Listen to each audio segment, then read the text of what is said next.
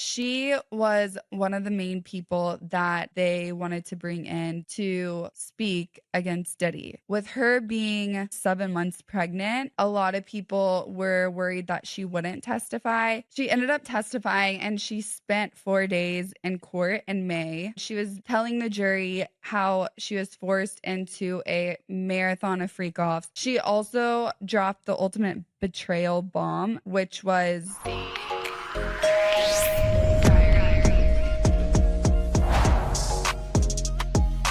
The Dry Diaries with your author, Alex Dry.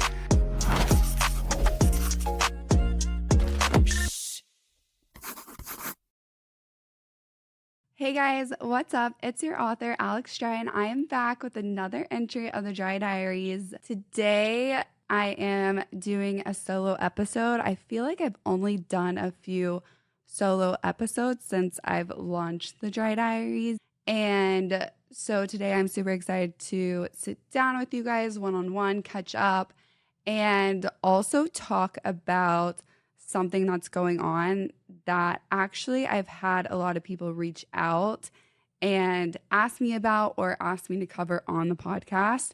So we're going to dive deep today into the Diddy trial, and I'm going to be giving you guys the latest updates on what's happening inside the courtroom and a little bit of investigational information I've found from talking to friends who have also researched and deep dove into the subject. I've been following this YouTuber who has been inside the courtroom.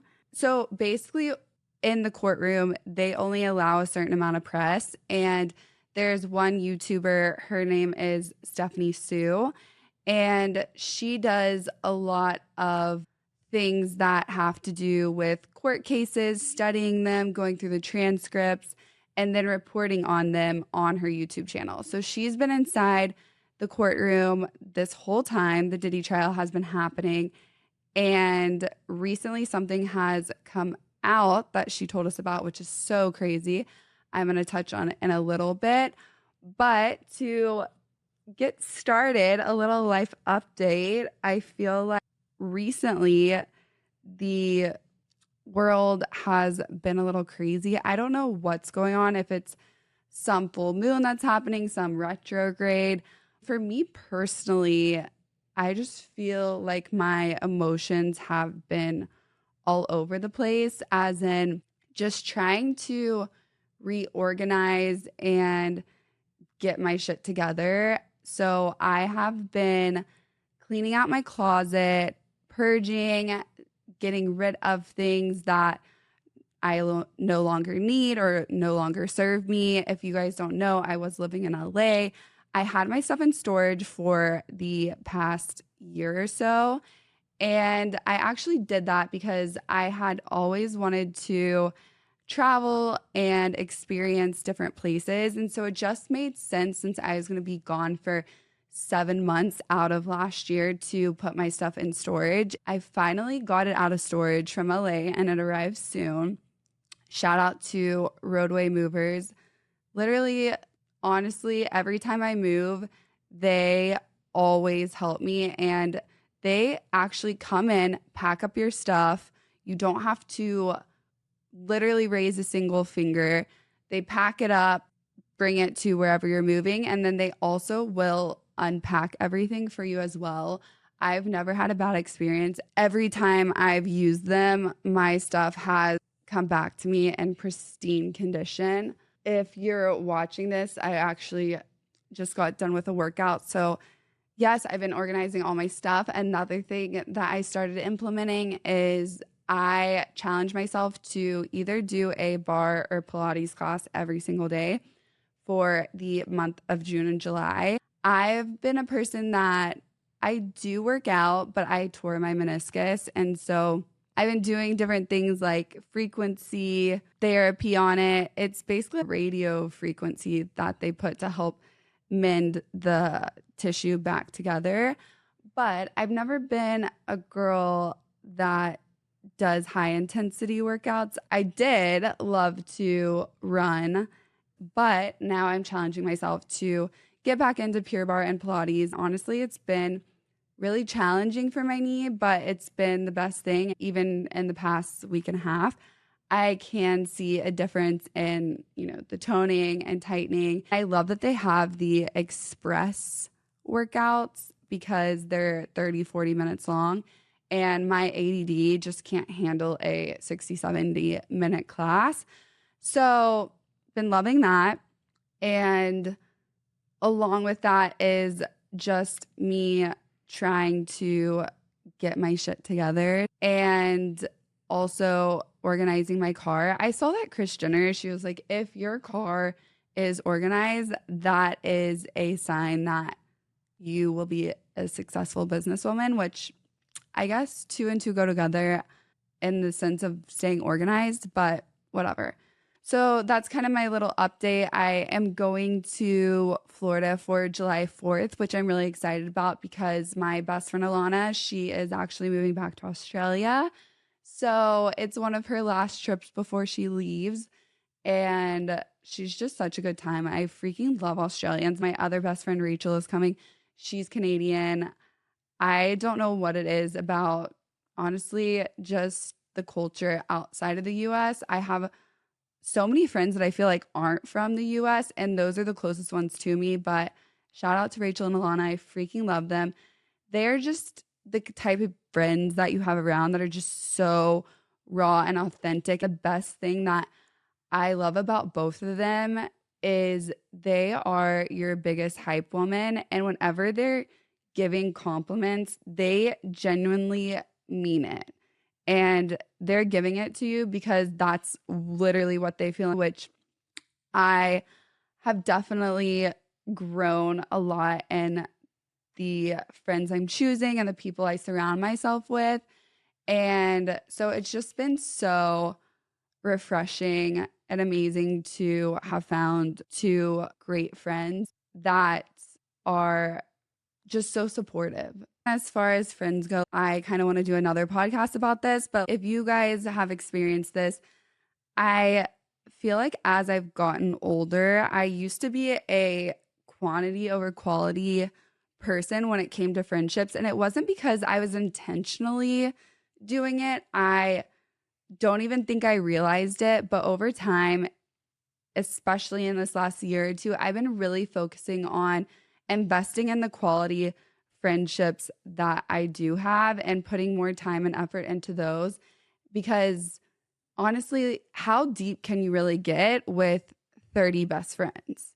I mean, for me personally, I would rather have 5 or 6 that I'm talking to on a weekly, daily, whatever it is basis and putting all my effort towards them than having a massive friend group of people that you only touch base with here and there, going out on weekends or whatever it may be. I guess that's just a sign of growing up. I don't know.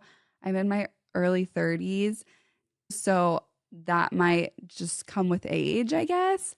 It's going to be so much fun. We're going to do a beach house in Rosemary Beach. If you guys haven't been to Rosemary Beach, I kind of explain it as I don't even know. I love it, but it's very Stepford Wives, but it is so much fun.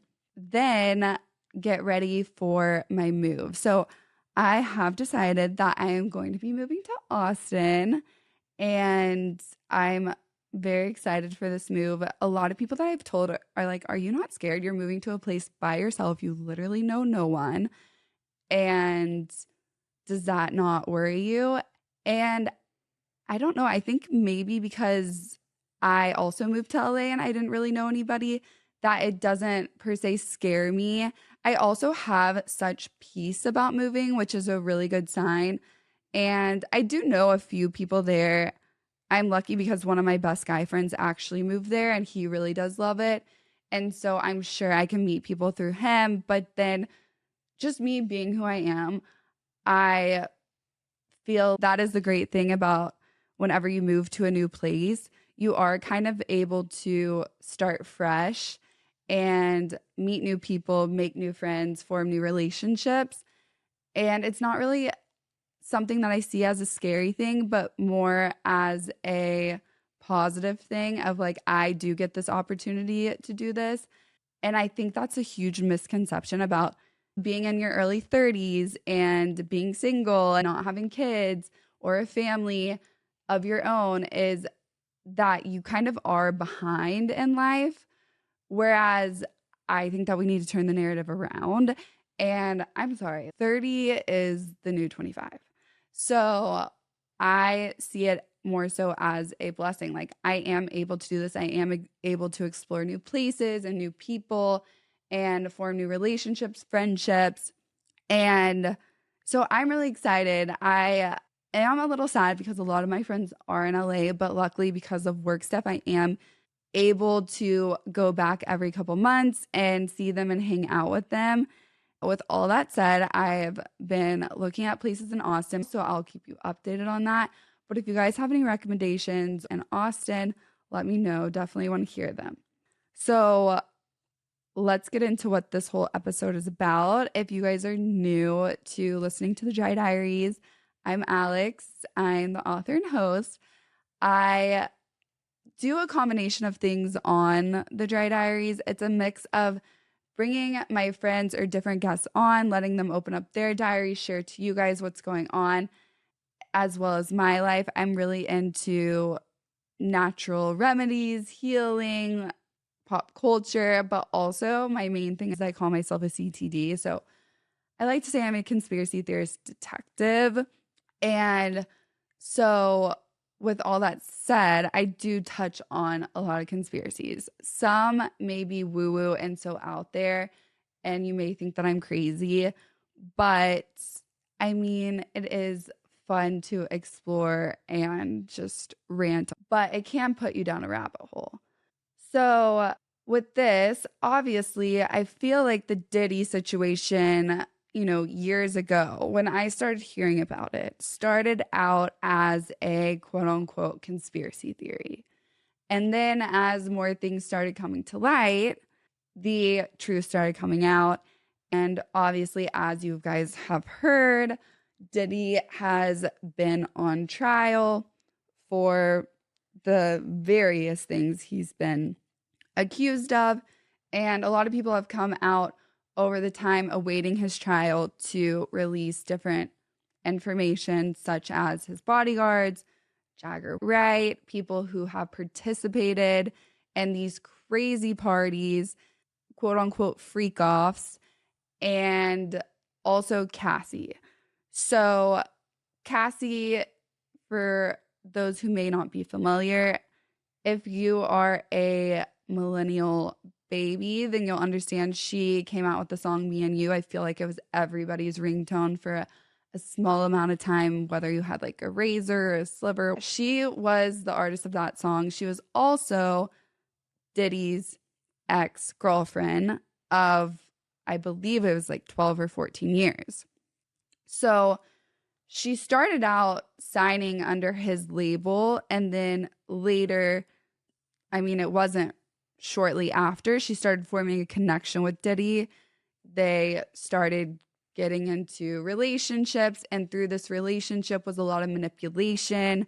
The manipulation included coercing her almost into these different freak offs, or I guess like it wouldn't be a threesome because he was watching, but she would have to hook up with these random people that he brought in, and they would do crazy things.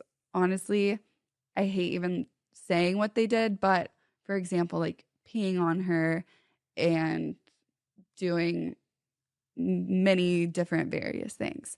How it really came to light with the Cassie situation, I feel, is there was a hotel video released of Cassie and Diddy in the hallway of a hotel. This video showed Cassie running out of the hotel room with a bag and Diddy chasing after and honestly the shit out of her. Later, it came out that Diddy's people actually went to the hotel management and paid them off to hide this video.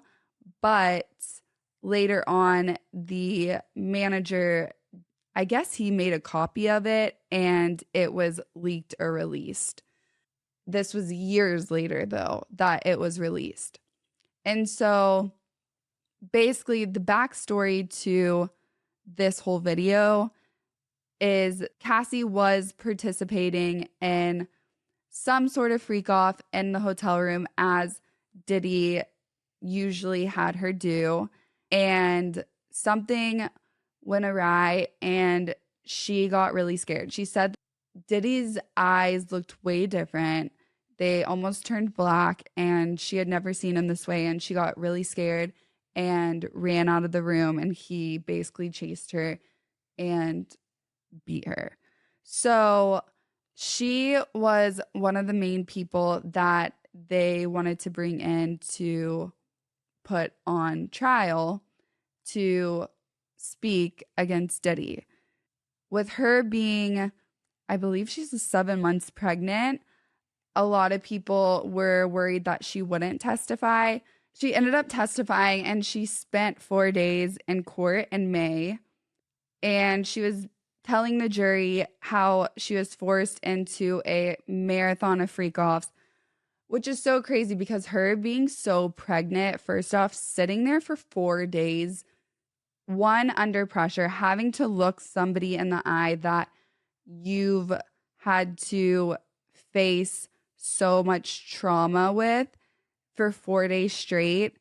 And then also on the side is her new husband and baby daddy, Alex. That's just a lot to have to endure as someone that is so pregnant and about to pop. I honestly couldn't even imagine doing that. But she did tell the jury she was forced into a marathon of freak-offs, drug-fueled sex parties where she was filmed against her will, even while she was on her period. She described feeling like it was her second job, which is crazy because that alone just explains how many times she had to go and participate in these different. She also dropped the ultimate betrayal bomb, which was the hotel hallway video in 2016 where Diddy did punch her in the face, the hotel video I was just talking about. And the reason why it didn't come out until this last year is because Diddy did pay off the management $100K to erase that video. Luckily, they obviously had a copy, so it was released. So through her sitting on trial, she did talk about a lot of various things that she went through with Diddy, things that she saw, and how it was a little hard to watch the YouTube channel that I saw because she basically was saying how she was doing things, these different things to earn Diddy's love. And she really did love and wanted to earn his trust. She concluded her intense 4-day testimony in mid-May. Her attorney read out a statement from her husband, Alex Fine. This really stood out to me because it's a testament to what Cassie has been going through, probably internally, but also her healing journey to have to come out of that and testify against somebody that put you through that just shows how much strength and power she does have. Hands down, the coolest thing to see her husband in the courtroom. One, because that is probably an insane experience to have, being subjected to Diddy, who did these horrible things to his now wife, and then also watching his wife internalize and go through the trauma that she's had to face to get to the point to sit in front of her almost abuser, I guess you could say, and stand up to him and show that vulnerability. Also, that's a lot to expose of herself, of, you know, what she has had to do and been put through. So the attorney did read out a statement from Alex Fine, who is Cassie's now husband. Any men that are listening, if more men were like this in this society, then the world would just be a better place. And it shows what a stand-up guy he is. He made it clear that Diddy did not break her spirit nor her smile that lights up every room. She saved herself. I have felt tremendous pride and overwhelming love for Cass. I have felt profound anger that she has been subjected to sitting in front of a person who tried to break her. You did not break the woman who has made me a better man. I did not save Cassie. Cassie saved Cassie. Literally, mic drop. He said they were surrounded by love, laughter, and our family asking the public for privacy as they prepared to welcome their third child. Which, I mean, naturally, yeah, as they should ask for privacy, because the fact that she had to go through that when she was so, I mean, one at all, but two, so late in her pregnancy is probably just a crazy thing to go through, because I'm sure those court seats are so uncomfortable. I could not imagine. And then the added on pressure and everything else leading up had to be crazy.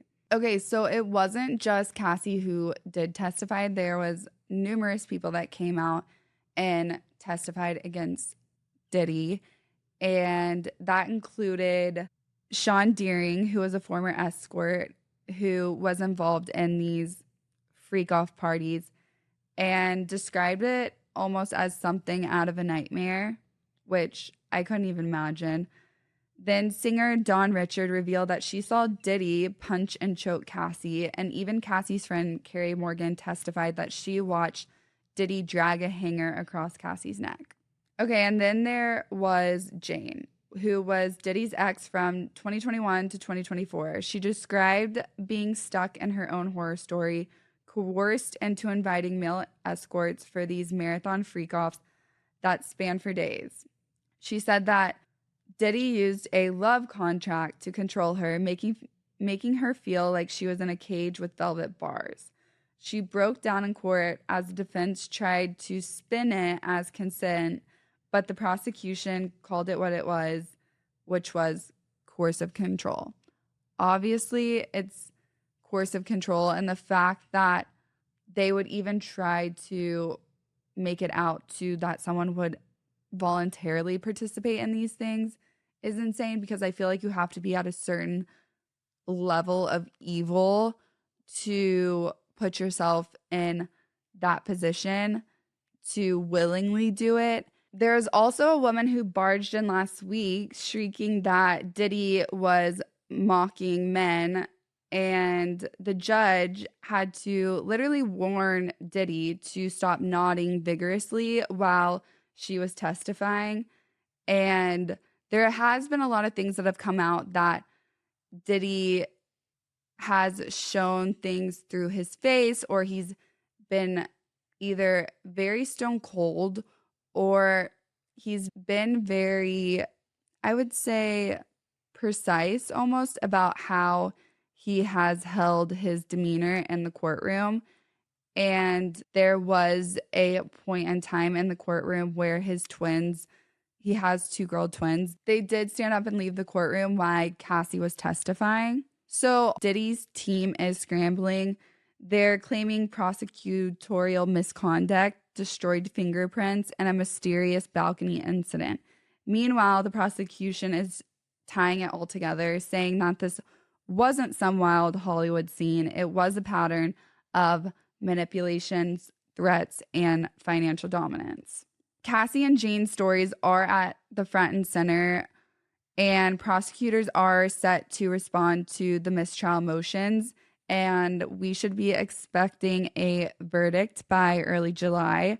In the meantime, like I said before, there has been set aside one or two almost pews for press to be in the courtroom. So two of the people that are covering press in the courtroom are Stephanie Sue and Sunny, which are both well-known media figures. Stephanie Sue has a YouTube where she does cover different court cases and goes through all the documentation, where Sunny has been a host on The View and does media report. So they have been reporting on the trial, and it's so crazy because as I was watching it, it's come out, actually both of them at two separate times have made this claim. As of recently, the one I saw was Stephanie's. As I was saying before, Diddy has held his composure in the courtroom. There has been a few times where he has exposed himself, either staring down the person on the stand very intensely or nodding vigorously, where the judge had to almost tell him to stop. But there was one instance where when he was walking into the courtroom, Stephanie described it as he would almost scan the room left to right, but he never really would look over to the press and give direct eye contact. The last week or two, Stephanie said that Sean did look over into the direction of the press, and she had somebody that she brought along with her to report. So she was able to get two different views and not just her own to validate what she saw or what she heard. And both her and the person that she brought along both noticed this and both had written down the same things, because obviously in the courtroom you can't talk too much or too loud. And so it was really interesting because they had both noticed the same things. So when Diddy walked into the courtroom, he looked directly at both of them and seemed to mouth, "I know you," which added a little bit of a tense atmosphere to the courtroom. Obviously, Stephanie, live from the gallery, said it felt like almost a personal message, though it might have been aimed at the entire press section. Sunny, the co-host of The View and former federal prosecutor, shared that Combs stared straight at her and mouthed something very similar, later describing the trial as complex and heavy with questions about consent and control.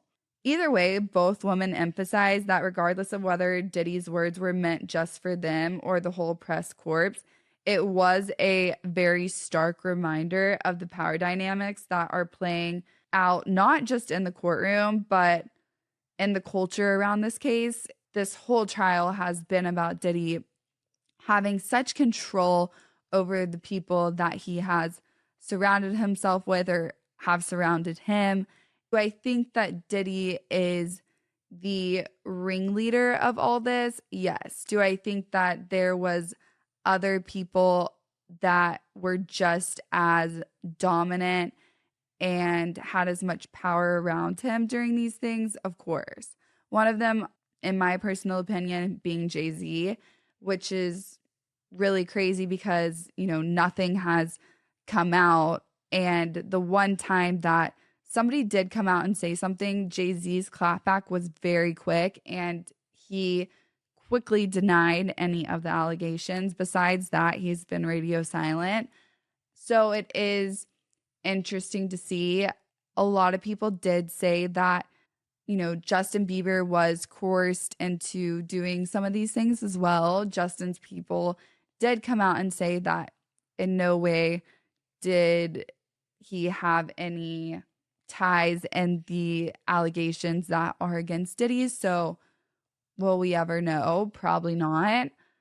In my personal opinion, I think that it is a little strange that people that were quote unquote at the freak house have come out and said that Justin did unwillingly have to participate in these things. But I mean, either way, I do love Justin and Haley, and I feel like people should just almost leave them alone and let them live their lives. But it is what it is. Another crazy thing is 50 Cent is producing a docu-series around the whole scandal. And I have heard that the two people in the industry who absolutely would not participate or even surround themselves at these parties, the white parties with Diddy, were 50 Cent and Eminem.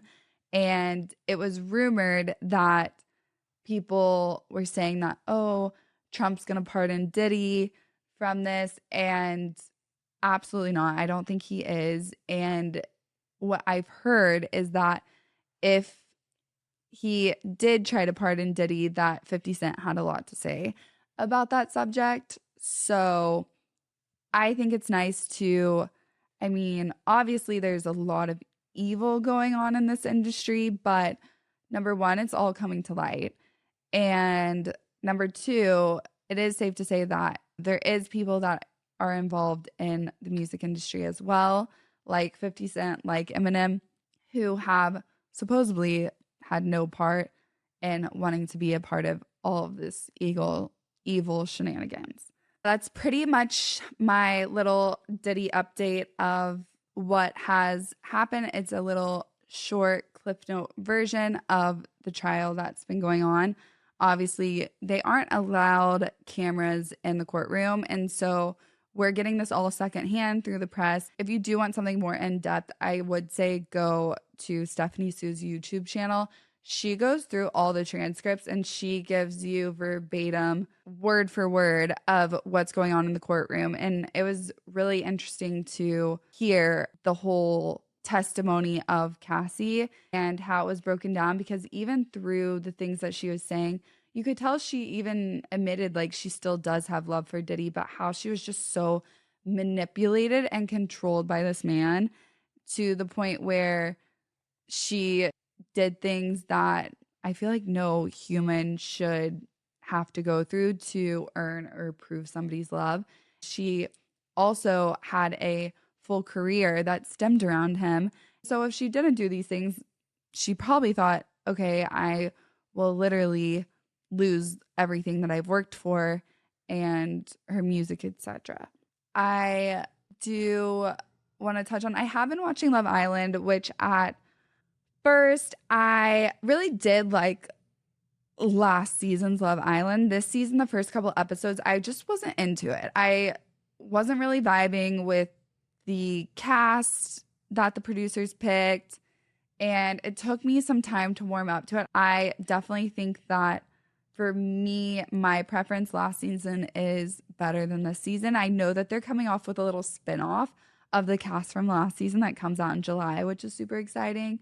But this season, I don't know. There's just so many mixed reviews and things that are coming out. If you guys haven't watched it, if you just want some reality trash, guilty pleasure, it is something to watch at night. But I am really loving Alondra and Shelly. All right, guys. Well, that concludes today's entry. I hope everyone has a good rest of their week, and I will see you guys next week. I am having on Sebastian Bales. If you guys haven't heard of him, he used to be very big on social media such as YouTube and TikTok. He's kind of known for doing pranks, since he took a break from social media and went through his own personal healing journey. I've been friends with him since I worked at TikTok. I love him. He is just such a hardworking and genuine human, and I'm so proud because he moved to Palm Springs.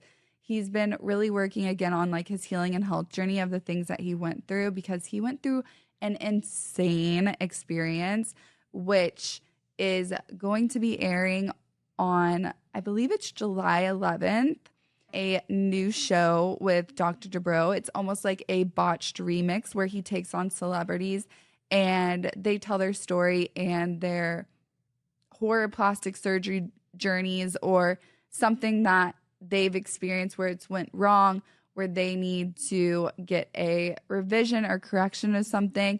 So Sebastian's going to be on that show along with some other people like Aubrey O'Day, which is so crazy because, you know, that ties in with the Diddy trial. But Aubrey and Brielle Bierman, Kim Zolciak. And so I'm excited to watch it because I feel like the cast is really interesting. I also just love Dr. Dubrow. I think that obviously the work that he does is incredible, but also just as a person and things I've heard. So yes, I'm going to be having Sebastian on. He's going to be touching a little bit on the show before it's released early July, and he gives his take on the show and the journey that he went through. And so I'm super excited for that. So don't forget to tune into next week's entry, and I will see you guys soon. Bye.